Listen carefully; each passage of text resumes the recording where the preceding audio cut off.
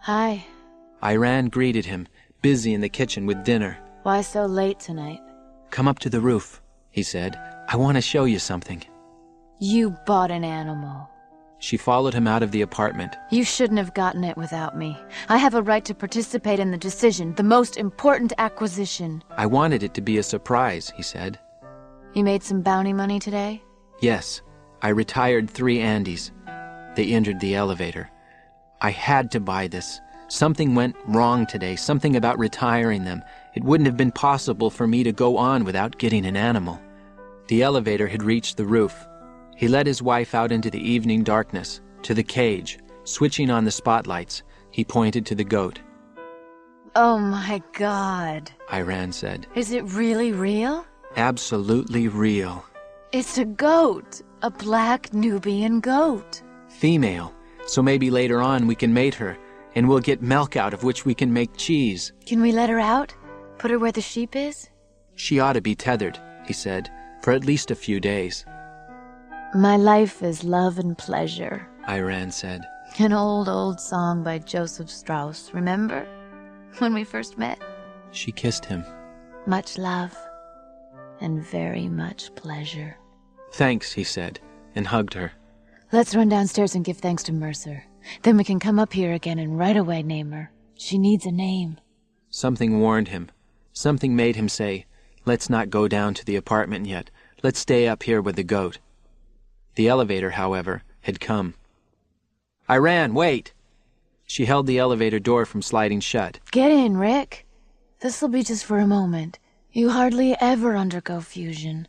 I want you to transmit the mood you're in now to everyone else. It would be immoral to keep it for ourselves. She was, of course, right.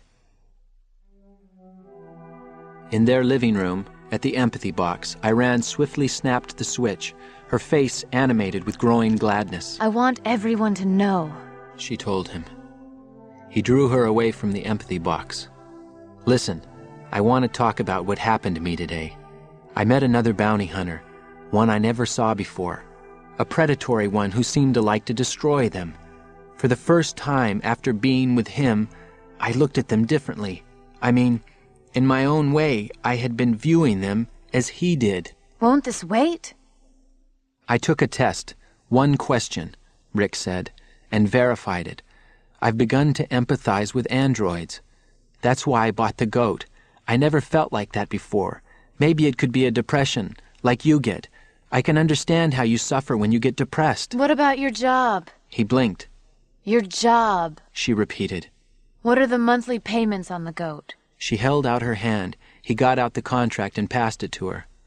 That much, she said. And you did this because you were depressed? Not as a surprise for me, as you originally said. Well, it doesn't matter. I'm still glad you got the goat. I love the goat. But it's such an economic burden. I can get switched to some other desk, Rick said. The vidphone rang. It's the department, he said. Say I'm not here. He headed for the bedroom. Hello, Iran said into the receiver. 3 more Andes, Rick thought, that I should have followed up on today, instead of coming home. On the vid screen, Harry Bryant's face had formed, so it was too late to get away. Yes, he's here, Iran was saying. We bought a goat. Come over and see it, Mr. Bryant. A pause, then she held the receiver up to Rick. He has something he wants to say to you. Hello? Rick said into the receiver. We have a tail on the 2 remaining androids, Harry Bryant said. Obviously, they've become alerted. They've left the address that Dave gave you, and now they can be found at... wait. Bryant groped about his desk. Automatically, Rick searched for a pen. He held the goat payment contract on his knee and prepared to write. Conapt Building 3967-C, Inspector Bryant said. Get over there as soon as you can. We have to assume that they know about the ones you picked off. That's why they've taken unlawful flight. Unlawful? Rick repeated. To save their lives? By the way, I talked to Dave, Bryant said. I told him the trouble they gave you. He says congratulations and be more careful. He says the Nexus 6 types are smarter than he thought. In fact, he couldn't believe you got 3 in one day. 3 is enough, Rick said.